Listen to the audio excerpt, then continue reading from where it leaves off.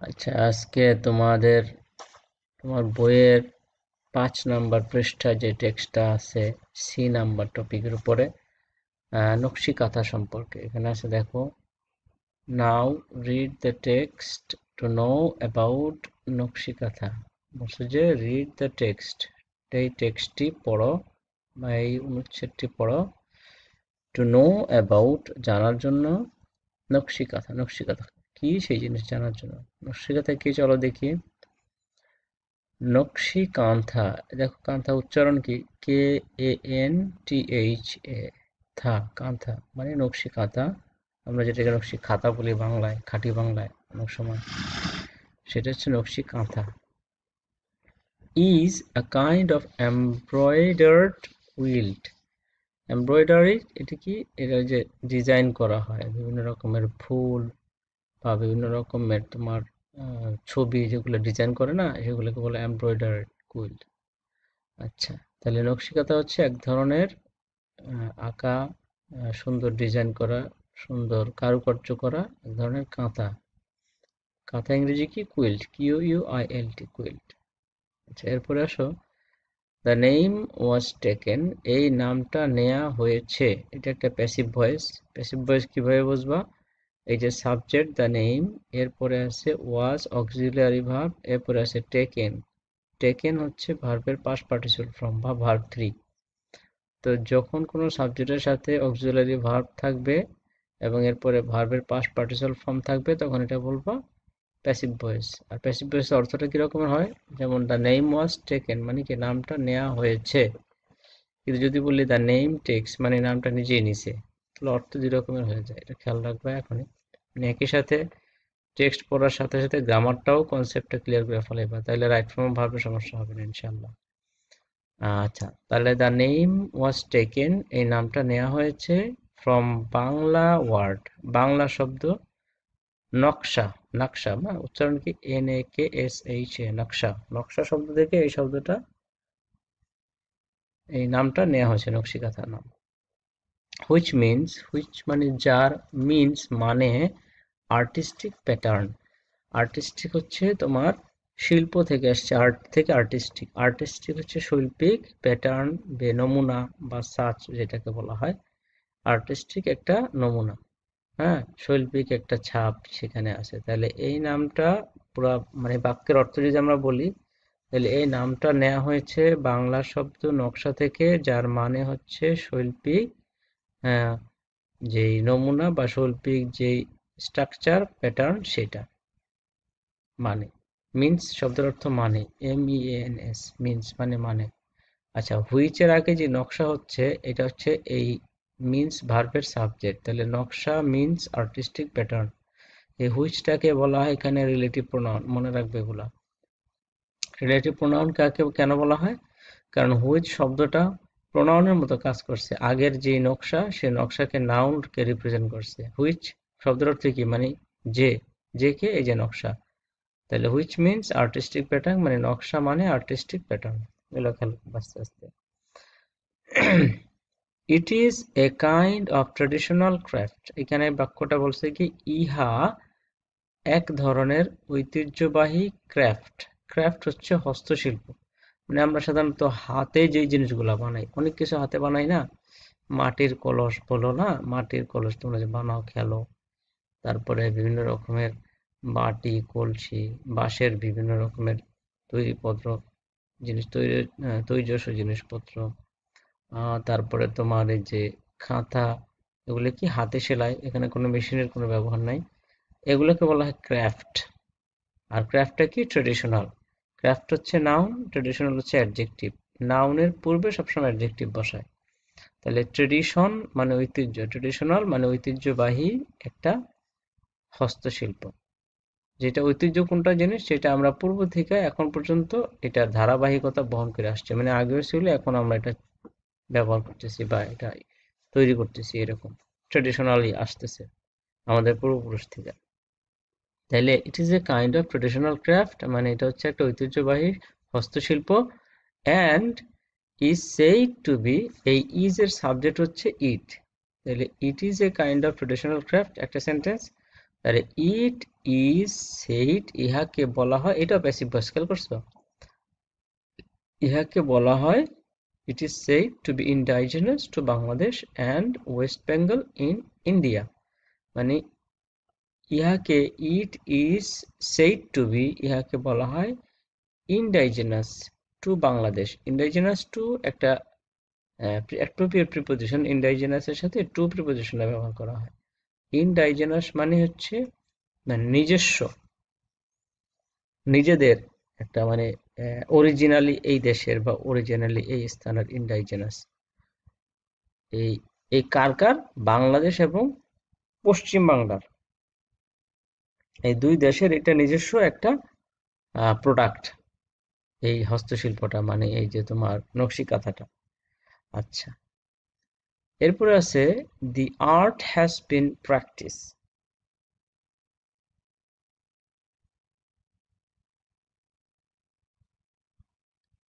এই শিল্পটা এখনো, মানে প্র্যাকটিস মানে অনুশীলন, কিন্তু এখানে ব্যবহার করা হয়েছে এখনো, এটা আমরা প্রচলিত আছে আমাদের সমাজে। ইন রুরাল বাংলা, মানে বাংলার গ্রাম, গ্রাম বাংলায়, রুরাল হচ্ছে গ্রামীণ বা গ্রাম, গ্রাম অঞ্চল যেটা গেল, রুরাল বেঙ্গল ফর সেঞ্চুরিজ, মানে শতবর্ষ যাবত এখনো আমরা এইটা প্রচলন আমাদের দেশে আছে, এবং এটা শুরু হয়েছে আরো শত শত বছর পূর্বে। তাহলে দি আর্ট হ্যাজ বিন প্র্যাকটিস, মানে এই শিল্পকলাটা বা এই হস্তশিল্পটা বা এই কলাটা, কলা মানে কৌশল, বা আর্টটাকে বলা হয় হ্যাজ বিন প্র্যাকটিস, এখনো আমাদের সমাজে চলে আসছে প্রাচীন বাংলা থেকে, বা হাজার বছরের এই বাংলায় আছে, হাজার বছর যাবত এখানে আমাদের কাছে সাথে আছে। এরপরে the name nakshi kantha became popular after the poet Jasimuddin's poem nakshi কাঁথার মাঠ was published in 1929। বলছে যে এই যে নামটা নকশি কাঁথা, এই শব্দটা এতটা জনপ্রিয় ছিল না, কিন্তু এই শব্দটা বিখ্যাত হয়েছে যখন 1929 সালে পল্লীকবি নামক একজন কবি ছিল জসিমউদ্দিন, তার একটা কবিতা ছিল নকশি কাঁথা, সেইটা যখন প্রকাশিত হয়, পাবলিশ হয় ওই কবিতাটা, তারপর থেকে এই নকশি কাঁথাটা বেশি জনপ্রিয় হয়ে যায় গ্রাম বাংলায়। তাহলে অর্থটা কি দাঁড়ালো বাক্যটার, যে দ্য নেম ওয়াজ নকশি কাঁথা বিকেম পপুলার, এই যে নকশি কাঁথা শব্দটা জনপ্রিয় হয়েছিল আফটার দ্য পোয়েট জসিমউদ্দিন's পোয়েম নকশি কাঁথার মাঠ ওয়াজ পাবলিশড 1929। 1929 সালে নকশি কাঁথার মাঠ নামক জসিমউদ্দিনের কবিতা প্রকাশ করার পরে। বুঝতে পারছো? আচ্ছা, এখন দেখো এখানে the name nakshi kantha became, এখানে কিন্তু বিকাম না, বিকেম। বিকেম মানে পাস্ট টেন্স, মানে বিকাম হচ্ছে হয়, আর বিকেম হচ্ছে হয়েছিল। তাহলে এগুলা খেয়াল করবা। আর এখানে দেখো ওয়াজ পাবলিশড, এটাও প্যাসিভ ভয়েস, প্রকাশ করা হয়েছিল, প্রকাশ করে না, হ্যাঁ, প্যাসিভ ভয়েস। এই যে অক্সিলারি ভার্বের পরে ভার্ব 3। আর এই দেখো সনের আগে ইন হয়, মনে রাখবা, সনে মাসে ইন হয়, দিন তারিখে অন, এই রূপে বসাইবে প্রিপোজিশন। এই যে কোনো সন যদি হয় সেক্ষেত্রে ইন হবে এর আগে, ইন 1929, ইন 2025, এরকমের। আচ্ছা, traditional nakshi kantha are made of family use, made for family use. এই যে আমরা ঐতিহ্যবাহী নকশি কাঁথাগুলা ব্যবহার করি, এগুলো তৈরি করা হয় ঘরের ব্যবহারের জন্য, পারিবারিক ইউজের জন্য, নিজেদের জন্য, ফ্যামিলি ইউজ।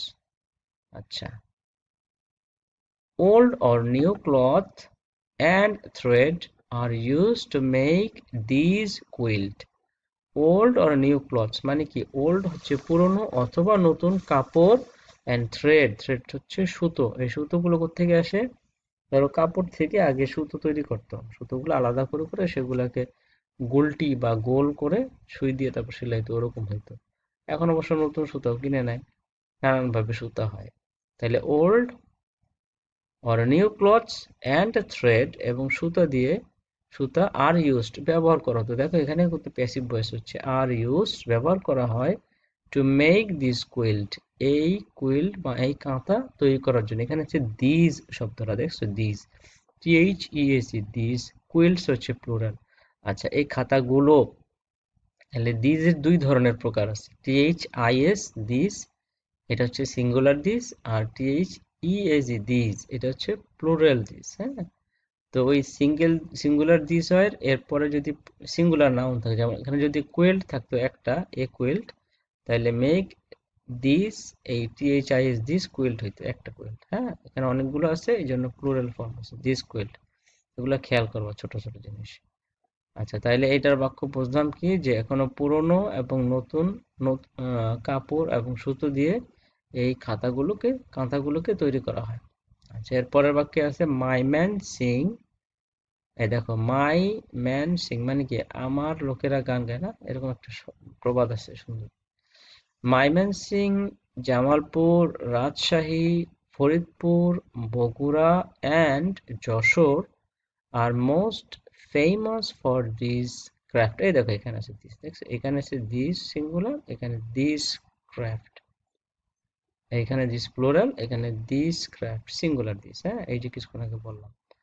তাহলে ময়মনসিংহ, জামালপুর, রাজশাহী, ফরিদপুর, বগুড়া এবং যশোর জেলায় এই যে হস্তশিল্পটা খুবই বিখ্যাত, অনেক বিখ্যাত বা জনপ্রিয়, দিস ক্রাফট। এই যে দেখো সিঙ্গুলার দিস। এখানে দেখো, প্রত্যেকটা জেলার নাম ময়মনসিংহ, জামালপুর, রাজশাহী, ফরিদপুর, বগুড়া এবং যশোর, সবগুলা নামের প্রথম অক্ষর কিন্তু বড় হাতের হয়েছে, দেখছো? তার মানে যে কোনো প্রপার নাউনের অক্ষর বাক্যের যেই জায়গায় থাকুক, শুরুতে বা শেষে বা মাঝখানে, সেগুলো সবসময় বড় হাতের হয়। হুম। আচ্ছা, পরের বাক্য আছে now it is product produced commercially. Produce মানে উৎপন্ন করা হয়, তৈরি করা হয়। হ্যাঁ, কমার্শিয়ালি, কমার্স মানে বাণিজ্য, আর কমার্শিয়ালি হচ্ছে বাণিজ্যিক ভাবে। হ্যাঁ, অ্যাডভার্ব। তাহলে এখন এটা কিভাবে বাণিজ্যিক ভাবে উৎপন্ন করা, মানে এখন এটাকে মানুষ কেনা বেচা করার উদ্দেশ্য ব্যবহার করে, এখন আর ফ্যামিলি ইউজের জন্য পাশাপাশি এটা বাণিজ্যিক ভাবে ব্যবহার করা হয়।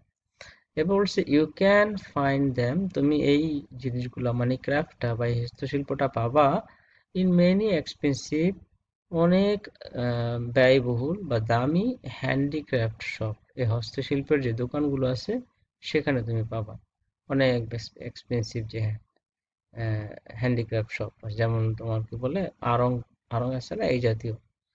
ইন সিটিস মানে শহরের এইসব হস্তশিল্প যে দামি হ্যান্ডিক্রাফটের সবগুলো আছে, দোকানগুলো আছে, সেখানে তুমি এই কাঁথাটা বা এটা পাবা। আচ্ছা, এরপরে আসো, দিস কুইল্টস, এই কাঁথা আর নাও এখন ইন গ্রেট ডিমান্ড, এর অনেক চাহিদা আছে। ডিমান্ড মানে চাহিদা, ভাবেও হয় কিন্তু এখানে হচ্ছে চাহিদা বোঝানো হয়েছে। তাহলে এই কাঁথার এখন অনেক চাহিদা আছে, বিকজ কারণ অফ দি কালারফুল প্যাটার্নস, এর যেই সুন্দর রঙিন, কালার হচ্ছে রং আর কালারফুল হচ্ছে রঙিন, হ্যাঁ, আকর্ষণীয় কি প্যাটার্ন, এইসব যেসব প্যাটার্ন গুলো আছে, ডিজাইন গুলা, নমুনা গুলো আছে, হ্যান্ড ডিজাইনের জন্য, এমব্রয়ডারিড অন দ্যাম, এর উপরে যে সুন্দর নকশি করা, সেলাই বা নকশা করা, নকশি করা প্যাটার্ন আছে, বিভিন্ন রকমের নমুনা দেওয়া আছে, ছাঁচ দেওয়া আছে, সেই আলার কালারফুল বা রঙিন যে ডিজাইনগুলো আছে সেটার জন্য এটা এখন অনেক ডিমান্ড, অনেকের চাহিদা প্রচুর, এটা বলছে। হ্যাঁ, এমব্রয়ডারিজ অন দ্যাম, দ্যাম হচ্ছে তাদের উপরে মানে কাঁথার উপরে। আচ্ছা, তার মানে আমরা নকশি কাঁথার টেক্সটটা মোটামুটি বুঝলাম। এখন তোমার যেটা কাজ, তোমার ইচ্ছে এখান থেকে শব্দ চয়ন করবা, সিলেক্ট করবা। হ্যাঁ, এই যে এমব্রয়ডারিড, কুইল্ট, তারপরে means, artistic, pattern, traditional, craft, indigenous, তারপরে তোমার আর কি আছে, practised, published, thread, family use, famous, craft বলছিলাম, produce, commercially, expensive, handicraft, shops, তারপরে হচ্ছে তোমার ডিমান্ড, প্যাটার্নস, ডিজাইনস, এই শব্দগুলো দিয়ে তুমি একটা একটা করে বাক্য বানাবো। হুম, এটা হচ্ছে তোমার একটা বিশেষ কাজ।